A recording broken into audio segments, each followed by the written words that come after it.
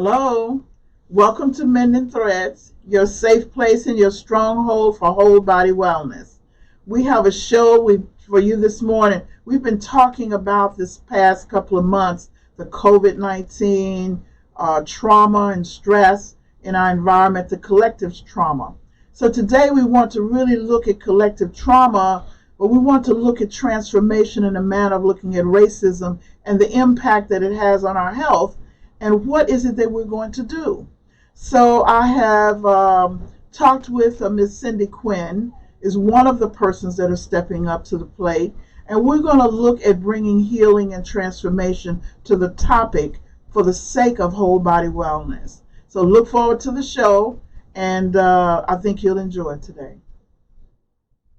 Welcome. Good morning. Good morning. Welcome to Mending Threads. And thank you. I know most people are going to see it in the evening. It'll show next week at 7 p.m. But I want to thank you for getting up so very early this morning, even before the sun comes up, to to sit at the table with me this morning to talk about a topic that people don't want to talk about. And you're here because of your interest in healthcare. And I want you to just kind of share a little bit about the efforts that you have given or made in the whole arena of healthcare. So when it comes to healthcare, I have been focused on what we can do individually, how we can take back our own personal health through education, through programs that are available that can be provided within a community. We've focused on a lot of programs that have an emphasis on aging and aging populations, programs that that teach people how they can be better self-managers of their health, whether it be that they have diabetes, that they have heart disease, maybe they have concerns about falls, how they can all be more physically active, eat better, even if they live in an area maybe where there's like a food swamp or a food desert. And so that's where a lot of my emphasis has been with the work that I've done over the last 11 and a half years, is really focused on that self-management aspect. If you have a chronic condition, what is it that you individually can do to take better care of yourself to avoid complications from a chronic condition? And this is where I was really impressed with your honesty about things and your straightforwardness about healthcare. And I know that in interviewing people for healthcare, we went out and distributed health inventories recently, and we've made phone calls asking people about their health. And, you know, we have health programs, a self-management program, but we're also looking at mental health as it impacts decision making and it impacts healthcare. So one of the things that we've discovered is that participants did not go to the doctor very often, irrespective of age, particularly if they were African American or Hispanic. And so we decided to try to find out why. So we're in a particular period of that we're now looking at and asking questions. How do you decide when to go to the doctor? Because our training encourages them, gives them tips on what to do. But we failed to think about that they may not even think about going. And so one of them said, if we go to the doctor, our chances of dying is higher. Okay, and so we asked other people what did they think about this particular statement.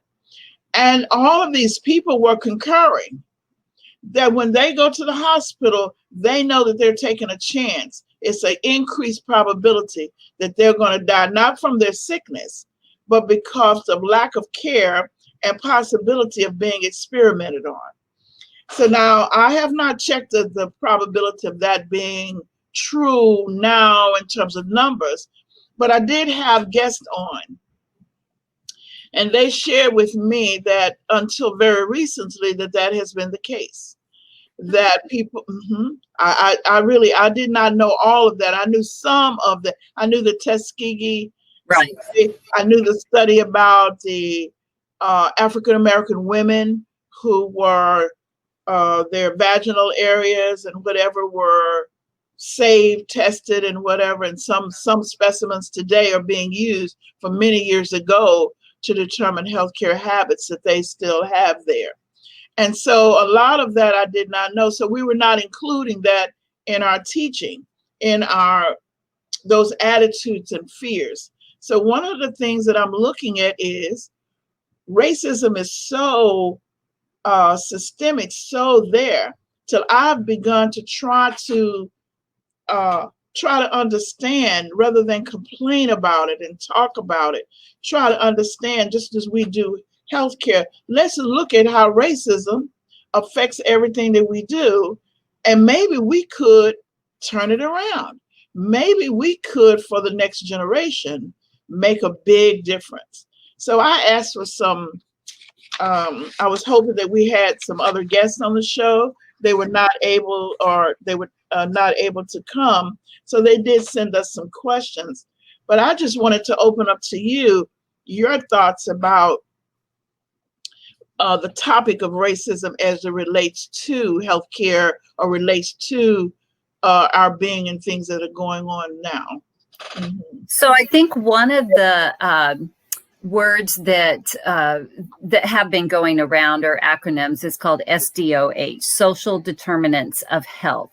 And it's one of the things that we recognize in this country, that with social determinants of health, that there are pockets of communities that, because of lack of access to healthcare or to physicians, lack of knowledge, because of economics. I mean, some people don't go to the doctor because we can't afford it, right? We have a system that, in my personal opinion, is out of control concerning insurance, concerning healthcare costs. It's out of control. And so we have these social determinants of health where we can see these pockets, whether it's a pocket of an African-American community, it's a pocket of a Hispanic community, you know, where maybe because of these fears of going to the doctor, or going to, or like you said, because of studies, past things, or lack of information, that we have these communities that are much more unhealthy than other communities where there might be more access to care. And so the social determinants of health is something that those that are working in the public health arena are really focused on, in being able to, how can we have more programming? How can we get more good information to people? How can we teach them more skills and abilities about self-management, kind of dispel the different myths? Let's just take diabetes alone.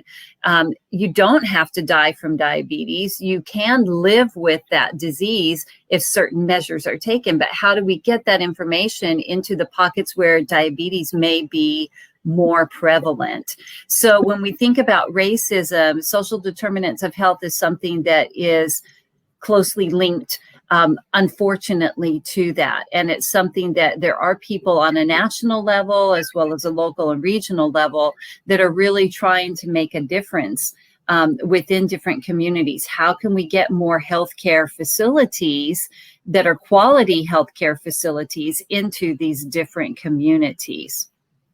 I know that we spoke of that, and I think that we're on the right track to get personnel, doctors trained, and also to look at healthcare facilities and persons to attend. So there was a hospital here in Houston. It is closed now, and so I've been polling persons in the community as to what should happen. What would help people regain? You know, it's sort of like when one thinks that they belong somewhere, then they participate more when they're involved in making the change. Now, this is just theoretical. This is what we know from practice. So I'm trying to take that same premise and look at that. If when one is involved in making the changes of a facility becoming their own facility and taking the power to make that a healthcare, they most likely will frequent that facility. But if a state comes in and takes it. They will participate when it is an emergency, when they have to. And so it seems that we also have to figure out how to get, because you shared with me one time, you said it would seem that we could get more people to volunteer. And I think that this has something to do with the racism thing, with lack of volunteerism or being a part of something. Because I got a message through our inventory that they did not feel a part. Okay, so now that would be something, your statement, how could we get them to feel a part? And I'm asking you, so because you may have a different frame, a different take on it. Well, I think that as I've worked with different groups in, especially like the Houston area with research and whatnot, as we've worked in some of the different communities where there are concerns about these social determinants of health, it is about that ownership of this is a healthcare problem that we have. Okay. If we cannot be physically active because we do not have parks that are safe, because we do not have access to facilities to be physically active, what is it that we can do as a community? Not what I can do because I don't live in that community, but what can we do as a community to be able to look for that assistance, to be able to make these changes? For example, let's talk about food swamps, right? I know that in the United States, we talk about food deserts, but there really aren't food deserts in the United States. There's food swamps. And that's where if someone were to go outside their front door and look around, what are the foods that are easily available to them? Are there grocery stores that have access to good quality vegetables and fruits versus fast food places? Because fast food places have horrible food. That is a food swamp where there's just a bunch of garbage that is available. It's one of those things where if we could get people to stand up, and I know that in some of these communities where I've been, where people have these gardens, where they're growing these gardens and they're trying, I know it was, I think it was Sunnyside. And they had this beautiful garden, and you had people that were working together to be able to grow quality fruits and vegetables and teaching people how they can help grow their own food, whereas they didn't have to always give in to what's available right around their community. So volunteerism like that is an absolute necessity. I know that in the work that we've done together, having people being willing to be trained in these programs that we can bring to a community, but knowing that it's better delivered from people that are within a community. There's just no way about that. I can't walk into Sunnyside and say, hey, listen to me, because I live in a different community. I live in College Station, Texas. And so, but I can train people that can be able to take a program that has been proven to be effective and deliver it in their own words and be able to adhere to the fidelity of the program, but have a different positive outcome because they are from within the community. So volunteerism, that's where it becomes really helpful in healthcare, teaching others like ourselves to be able to take responsibility to become the best self-managers that we can. What is it that we can change? We can't change everything. And most change that happens in this country, it doesn't come from on top. It comes from the grassroots, from being in the fields, from being out there in the trenches, fighting for health and wellness and well-being. It's much like what the work that you do, where you're in the trenches, you're out there, you're trying to make a difference. Mm-hmm. So I'm proposing and thinking, I'm trying to think in two directions simultaneously. What they call top down and bottom up. Right. And so I think that, and these are just some thoughts after reading some works. Let me see. One of the works was Michelle Alexander, James Baldwin, some of the other things in which we're going to propose a reading thing so that we could get groups of people together and we could really further brainstorm, and I'm so excited about the possibilities of this. It's called collective thinking for change. And it's where you take persons who are perceived up here. So we need to get persons like, it's saying racism and health problems are systemic. So in order to change systemic thinking behaviors, we must then consider the threads that run through all of this, which tends to be what? Education, money, politics. We shouldn't say politics, we should say that means something different, something different. But I meant like a government, those kinds of things. If we were to think of that, we could possibly come up with some moves or things like that. If we could talk through that, if we could, I guess we should talk about this. What are some ways that we could begin to get people to become comfortable with the reality that racism exists? What could we do? Because you and I have talked about it. What could we do? And other people, I have other people that we've talked. What could we do to make this part of this systemic? What could we do right now to just come up with something? What could we do to talk about it? To say it. Are you familiar with the ladder of prejudice? Yes. Okay, so that was brought to my attention not too long ago, and I really appreciated the knowledge that's available there with this ladder of prejudice. And really what it comes down to, the first rung on that ladder is speech, right? And speech involves talking. And I think about my own personal experience growing up.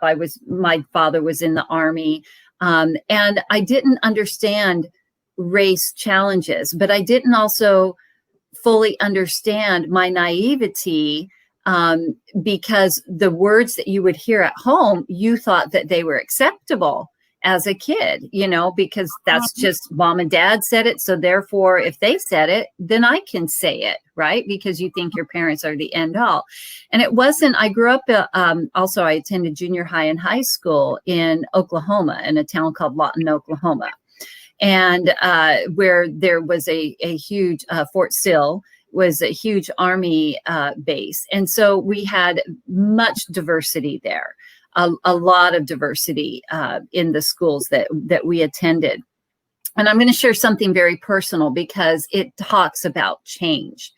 And because my mother would tell me Black jokes, I thought it was okay to tell Black jokes, right?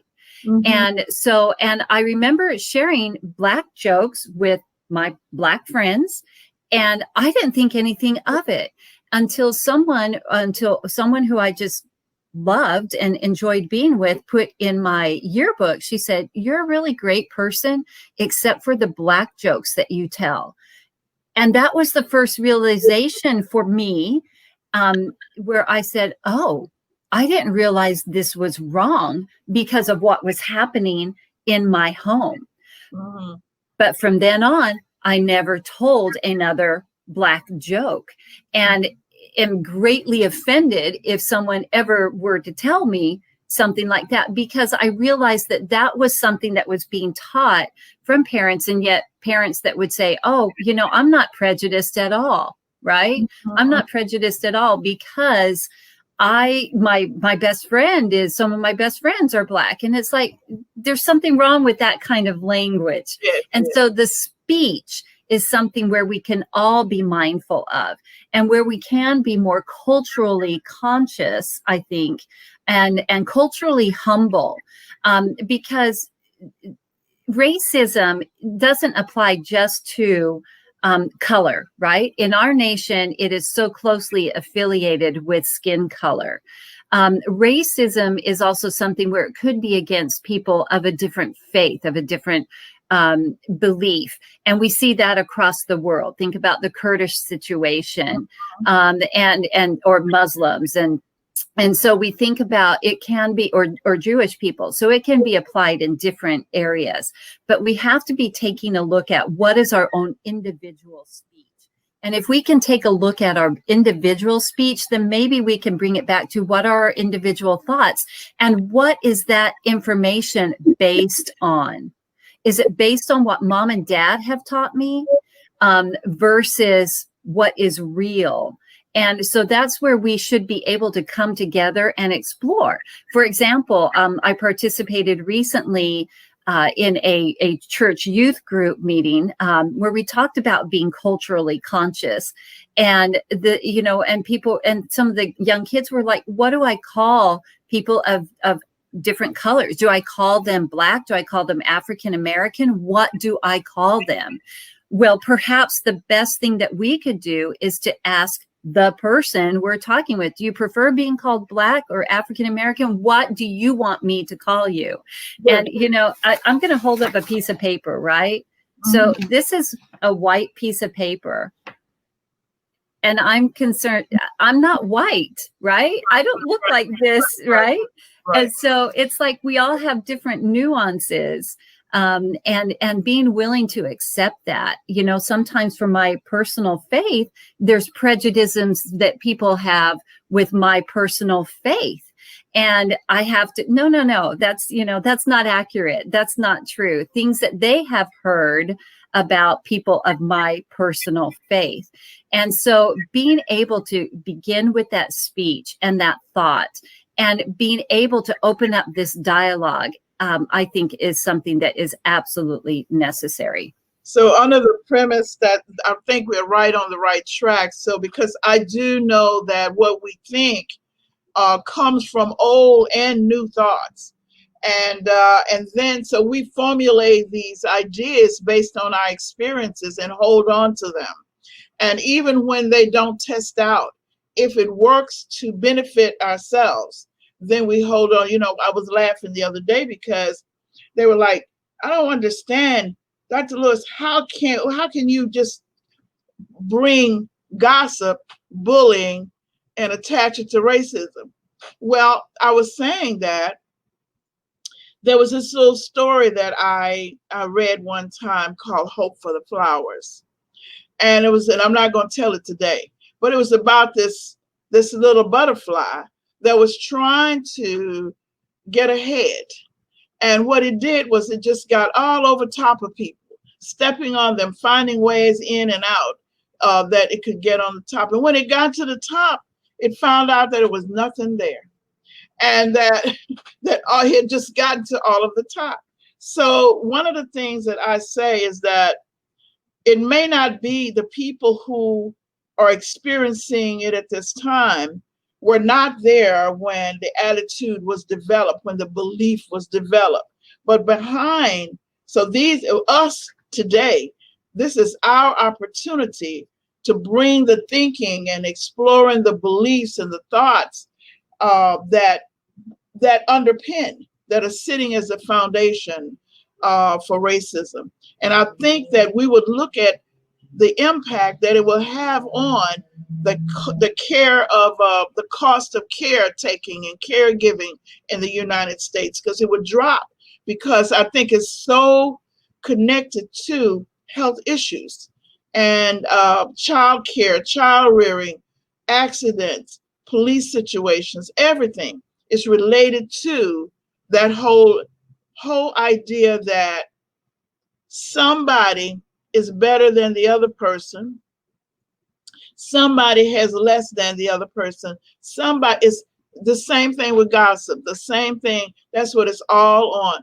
So until people began to, these are my hypotheses. So until people began to look at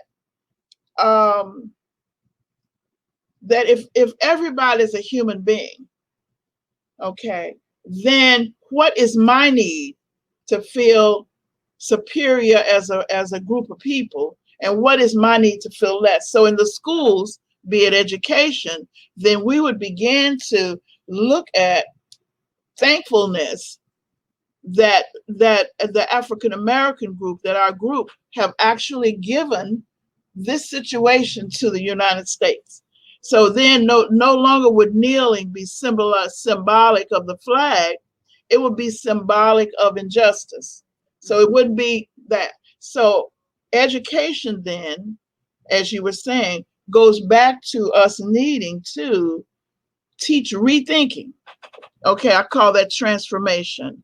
It'll be collective transformation where top down and bottom up comes together to remove all of those threads that disconnect people from healthcare, from success, from all of the principles that we teach every day, you see. So now we're at a place now of asking the question, if we assume what you just said, let's see if you and I can sit at this kitchen table and look at how we would make this the new this racism and collective transformation would be a whole training, top down, bottom up, educational, health educational platform. Okay, if we could do that. So we can't do it all this morning, but yeah, we can't. Darn it. We can't solve all the world problems if they would just listen to us, right? Right. And make a move. So right. I'm hoping that I want us to take this to people who are in a political starting next week. I've already sent the words to them. Just what we said, we need education. Absolutely. Education. We need people who can make policy. We need the people who are we need that. We need healthcare leaders, and we need to make it happen. And just as we teach, do what you can do, self-management in that particular moment. So I thought we would, you know how we do our action plan. Mm-hmm. So I thought we would make an action plan. Yeah, we would start our action plan and look at thinking. Let's brainstorm some racist thinking. And then yes. Well, and I'm thinking too that, you know, when we talk about education, it has to go both ways, right? Yes. We should all avoid words such as all people of this color or whatever are this, right? Yes. Because one of the things that we teach in our programs is you don't make judgments on people because you don't know what shoes they have walked in, right? You don't know my traumas. I don't know your traumas necessarily that brought you to this point, that helped you to walk through that door. So we try to avoid these prejudices. In fact, one of the things I remember some experiences of taking programs into the prison system. And one of the things my co-director or my co-leader and I decided early on is that we did not want to know what these men were in there for. We did not want to know that because we knew that would create a prejudice right there. And it was fascinating to see it evolve, the workshop. And as people grasp onto very basic self-management tools, like how do I make a decision? How do I problem solve when there's a barrier or a challenge in my life? How do I come up with solutions and implement those solutions? And it was fascinating to see the evolution of these men over the course of 6 weeks, and to see the takeaways where they're like, I don't even know why I'm in here, from the very first one where they were like, at the end, when I get out, I don't want to come back into this system. And by using problem solving and decision making and action planning, I will have tools now in my personal life to be able to deal with situations and to be able to not come back into this system. And, you know, but it all started with, we didn't want to know why they were in there, right? We wanted to have as clear, to be able to see people as human beings. And that is what we all need to do. And I know that you and I are women of great faith, and thinking about too in our faith that our personal belief, or mine is that God is no respecter of persons, that all are alike unto him, both male, female, black, white, whatever it is, everything in between. We are all children of a loving heavenly Father.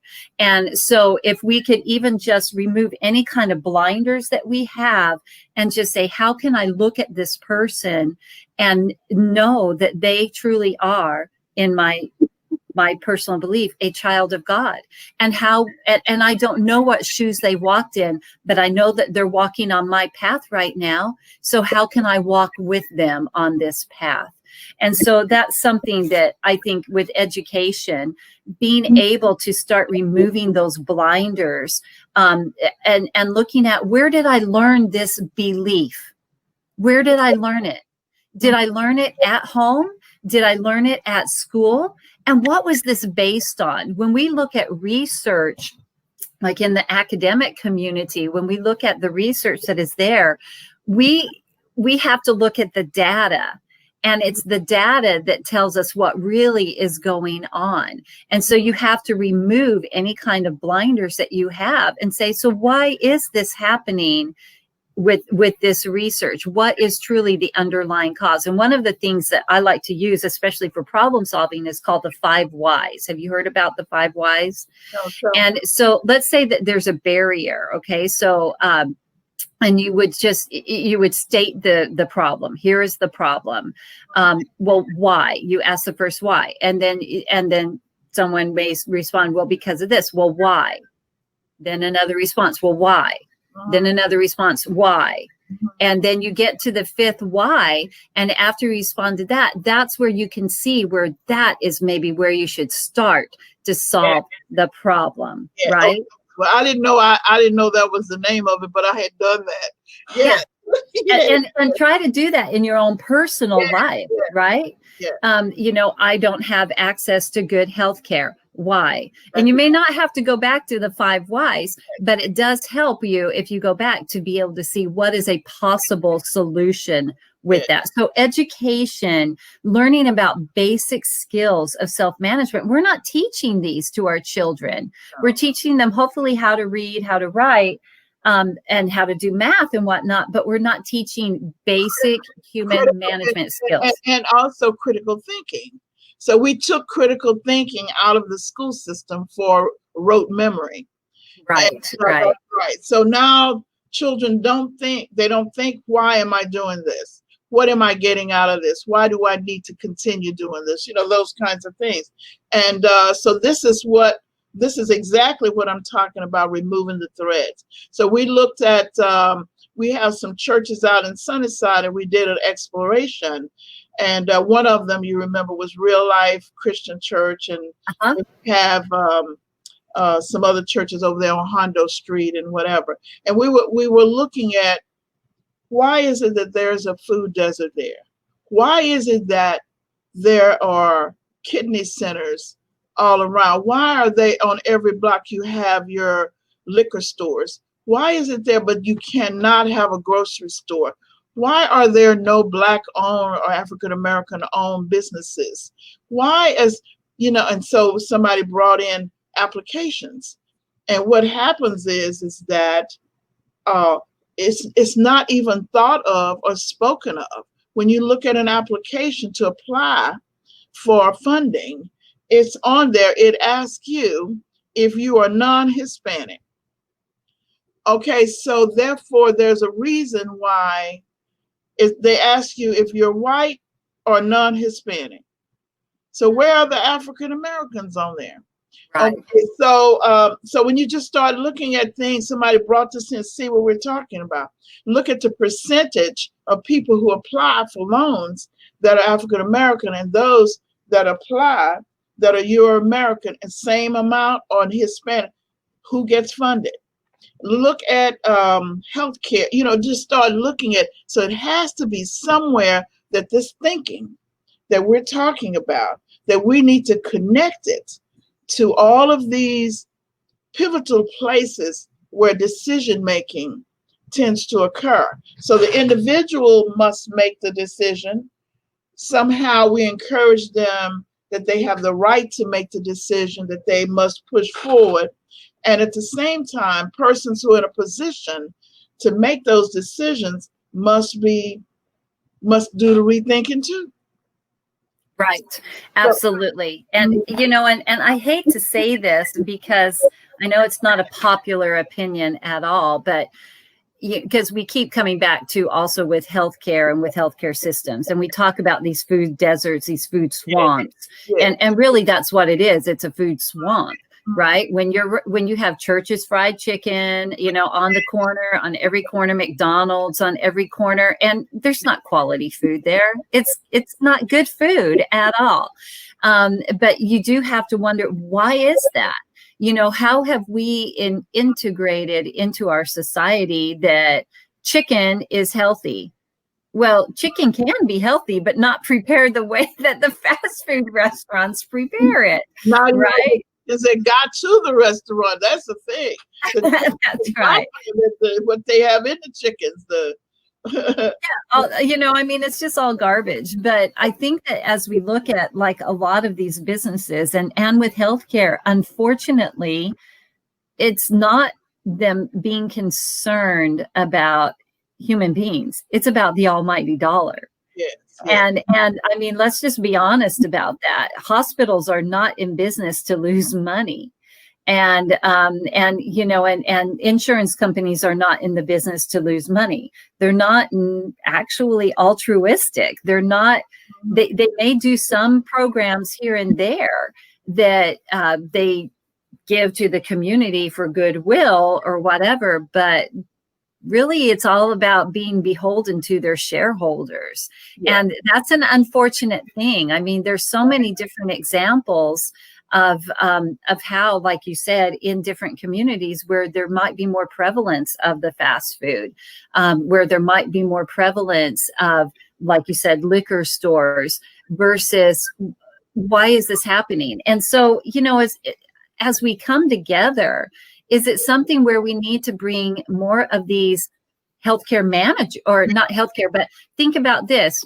Have we approached, let's say in Sunnyside, and I can think of all the different restaurants that are available in all the fast food places that are available there. Can we bring some of those restaurant managers into the conversation and say, look, this is the challenge we're facing, with diabetes in our community. And what is it that you can do to help educate so that we can still maybe go to your restaurant, but what are some other options? And so maybe it begins with that conversation, bringing them in, letting them educate. Okay, so maybe if you get the kids' meal and it's the grilled chicken instead of the fried chicken, maybe we make milk available, for the children instead of soda, and help to educate people and see what difference they can maybe start to make, and start asking those 5 whys. Why is this happening? So I like that. And I also like using the same principle on why is it that we're buying the chicken from the people that we're buying the chicken from? How is it that our children don't know anything about raising chickens? How is it that our young people don't know how to determine a good chicken from a bad chicken? How is it, how is it that they don't even know how to grow anything? How is it that they don't know what farm life is like? So all of these things in terms of selling, buying, owning, I think are part of this retooling, this rethinking for efficacy and resilience, and also bringing healthcare, but it also looks at the turntable on racism.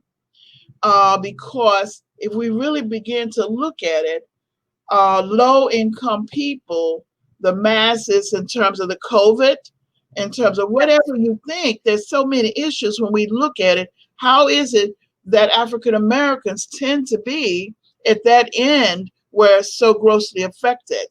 And I think it all comes around what we said: income, being able to see certain opportunities, feeling confident, knowing an opportunity, getting opportunities created, those kinds of things. And I think that I want to add that to our little list that I'm writing over here, to our action plan, and then we're going to look at when we can get started on that.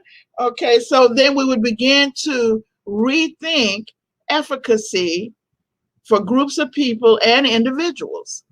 Okay, so it would be individuals with a certain description, particularly, and groups of people. They call it trauma bonding.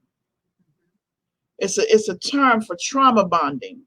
They used to use it for post-traumatic stress person, but you know when you see in a movie and the person goes across the bridge and the bridge is about to fall down, and when they survive in that, what happens? They grab to each other, they bond to each other during this trauma. And no matter if they're going to go down off the bridge or whatever's going to happen, they're together. So this is also around disease, emotions, and everything, this trauma bonding. And so I figured if we could really take a look at trauma bonding, top up, bottom up, we probably could create some transformations. Okay, and that's what Mending Threads is about. Looking at situations and trying to get people to come on and help make that turnabout, retooling, repurposing situations. So I'm thinking that we're on the right track. I want to write that one down. Okay, so we would talk to owners of healthy restaurants and owners of restaurants that would not, that are not. And I don't, yeah, right. And I don't know that I would talk. I mean, if the owner is there, that's fantastic. But is it more about the managers, that, you know, people that are more in the trenches of it, and bring them to the conversation and say, what can you make available? How can we educate our population when it comes to healthy food and healthy choices? I think that when we begin with this trauma bonding, I think that's a fascinating idea. And the word that came to my mind is because everything's stripped away in that moment of trauma. All of your prejudices, all of your personal beliefs, it's all stripped away. And you're down to the core, right? The core person, the core human being. I really do believe that the majority of people want to do good. They want to do what is right. It's just that we're not communicating that all the way, because we are putting these blinders on and say, oh, because you have this hair color and this eye color and this skin color, therefore you come from this type of experience. We should never make assumptions. And we know what the word assume means, right? You know, I mean, we should avoid that.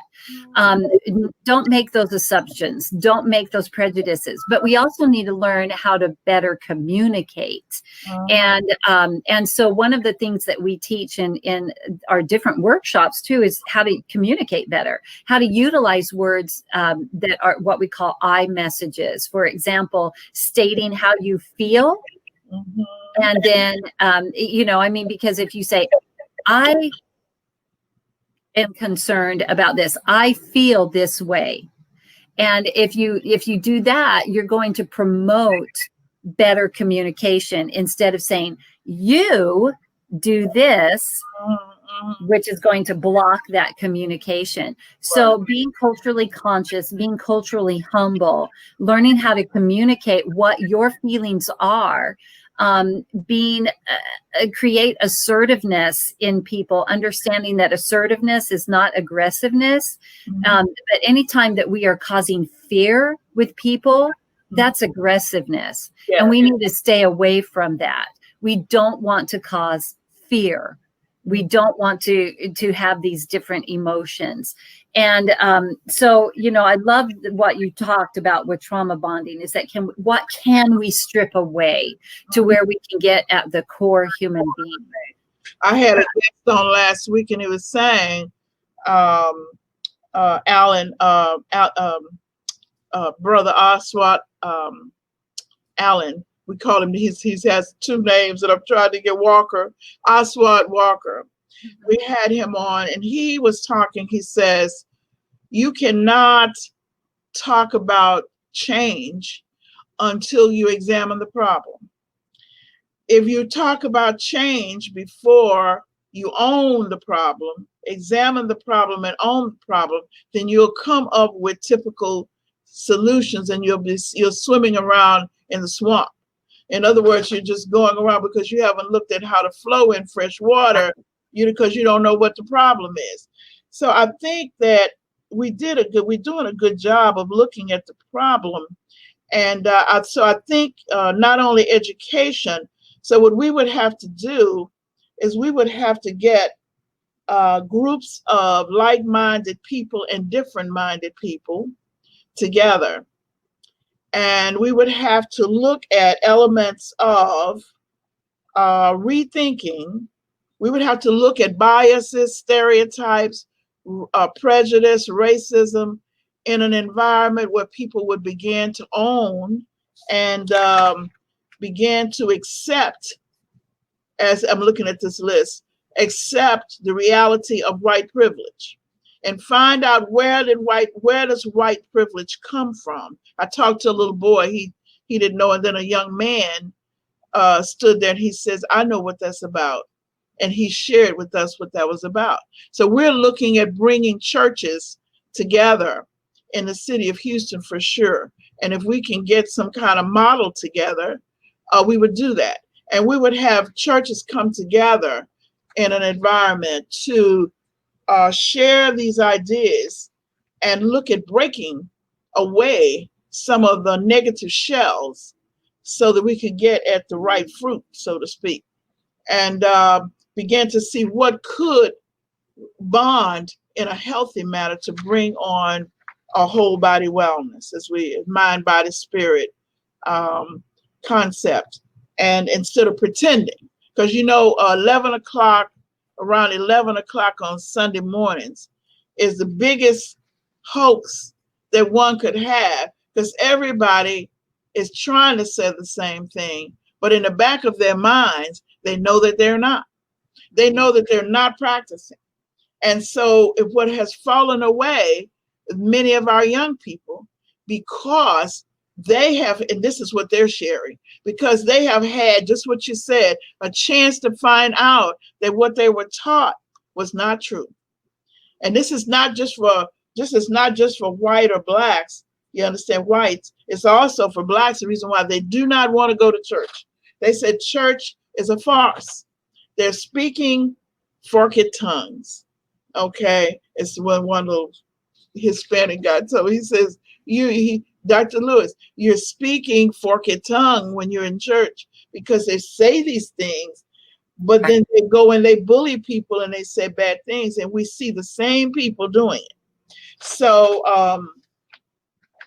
it's all around perceived what? Perceived goodness, perceived power, perceived whatever in our own forget things.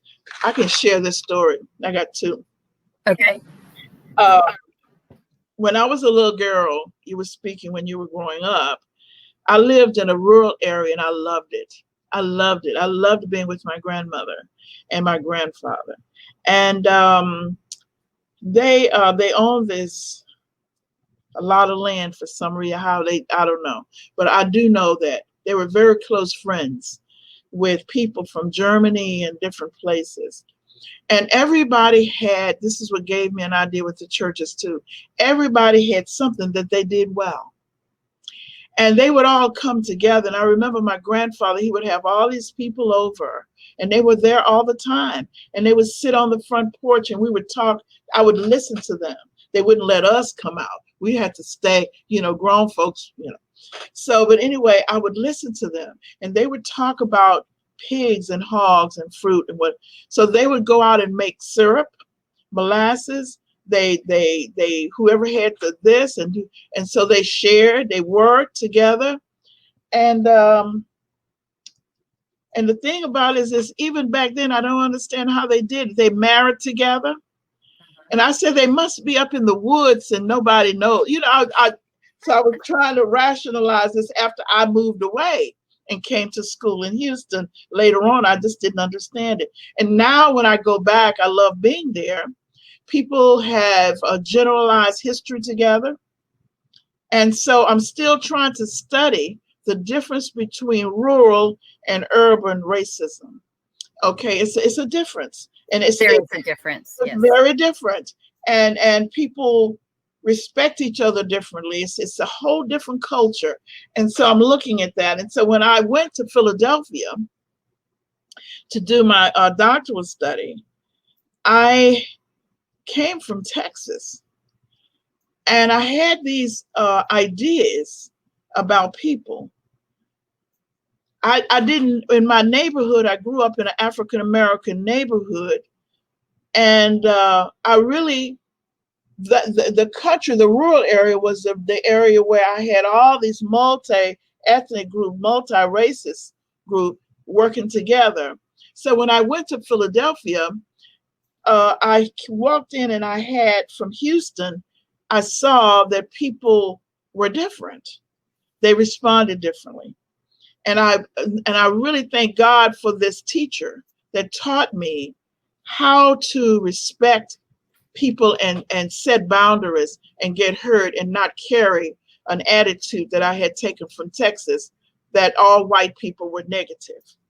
Okay. And she said, don't you have some positive experience? I said, I do.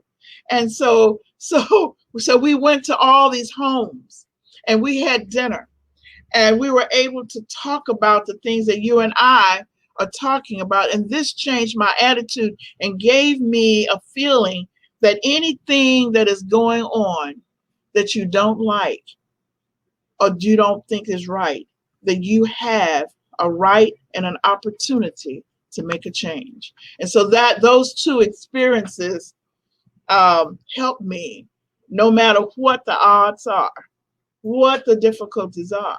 It says, and I have to listen to my own spirit when it says, take a stand for what it is. And today, I want to say thank you for taking a stand with me, because I do know that racism can be changed. I know that we can do it. I know we can do it starting with ourselves. I know that we can get groups of people together. And I'm really glad that we took the opportunity this morning to make an action plan. Okay. So anything else you would like to share with me before? Well, I just love the idea, though, of dinners. I mean, we're sitting at a kitchen table, right? A dinner or breakfast. And I think one of the memories that I cherish when I was working with you on a research project is where we went to one of the churches and they had a big breakfast, and I had never eaten grits before in my life. And I'm like, what are grits, and the education that I received. And then also in one of the other workshops where someone talked to me about the history of collard greens and the history of peach pie within the African American community. And I was like, that is fascinating to me. So why can't we bring people together over food, right? Because if you feed them, they will come. That's my personal motto, right? And so why not bring people together with some very basic questions? Because usually if people are well fed, they're gonna be on a friendlier terms. And why not be able to say, why do we have these feelings? Why do we have these thoughts? And again, address the 5 whys. Learn how to communicate with those I messages. And then what is the solution? What can we work on now? Okay. Can we all go to a park and clean it up together? Can we all grow a community garden? Can we teach our children how to what a seed is and how it can become a plant, and how it can produce food for us? What can we do? What are the simple things? Because I really believe that the big outcomes come from simple acts. And, simple acts of doing things, but also simple acts of kindness and taking away those blinders, having discussions over why are those blinders there? I know you use the word white privilege, but what does that even mean? Yes. Does that mean that everybody that is white, it comes from a privileged background? I don't know. I didn't. But And so, I mean, but what does that mean? we're gonna And get this to talk about it. Uh, yeah, yeah, we're gonna exactly. let's do this. Let's talk this week about uh coming to the table. Okay. And let's talk about, you'll get some people together, I'll get some people together, and then we're going to talk this week about just doing it. Okay. That's what we're going to do. Come to the table. Come to the breakfast table. I love to cook personally. Yes, But I remember. Okay. yeah, I do. Yeah. But We're going to, but yeah, so I think that would be something definitely to take a look at. What can we do? Where are the what's the little step that we can take? yes. It's all about baby steps. Yes. What is it that we can take? I know you had mentioned prior to this broadcast, there are some good movies that are out there that can be educational. Yes. Yes. One of the ones that we just watched as a family was Just Mercy. And but what's more fascinating to me and more knowledgeable to me is the author of Just Mercy and his TED Talks that he has. And his name is now, I want to say it's Brian something. Let me look that up really fast. But that is something that I just really believe that we should be taking a look at. Let's see. Oh, Brian Stevenson. Yeah, that's his name, Brian Stevenson. So take a look at some of his TED Talks that he has. And yeah, because there are things that we can all glean from that, and just to make a start. So our action plan then what is to bring some people to the table? Yes. Is that our action plan? Our action plan, and the second thing is we're going to look at things to kind of like jump it off, and we're going to have food, and we're going to do storytelling, we're going to watch movies, and we're going to look at retooling, repurposing thoughts, looking at transformation, which brings about the spirit. When the mind decides and it can move, then the spirit is moving at the same time, then we know that we're going to have change, you see. And then we'll be healthier. All right. So when are we going to do this? Well, that's right. Where? We have to have a date and a time for a good action plan. Let's say that we're going to talk on Friday, and we are going to get started on Friday, and we're going to choose, we could actually make it virtual first, since we're doing the distancing. And then we can set up a distancing event in a large church, so that we could have enough space. And we could do this. Okay. And so we probably will look at one of the churches where we could have that has a nice big large kitchen. And I know there was one on Main Street, I believe, that we went to visited at one time. Or we can we'll talk to Wheeler Avenue Baptist Church. That's one. Or I'll be talking with the lady over the Methodist group today. So we'll see if we can follow. I'm sure she'll help us find. And also on Thursday of this week, we're going to be looking at behavior change, health, with the state, with the with the Methodist. What do you call that when you go to the state? Well, for the whole state of Texas, we're going legislature, or what is it? Are you thinking more on the policy, or we're going to be looking at retooling around COVID health issues, and looking at how for people to begin to rethink, because that is a real thing.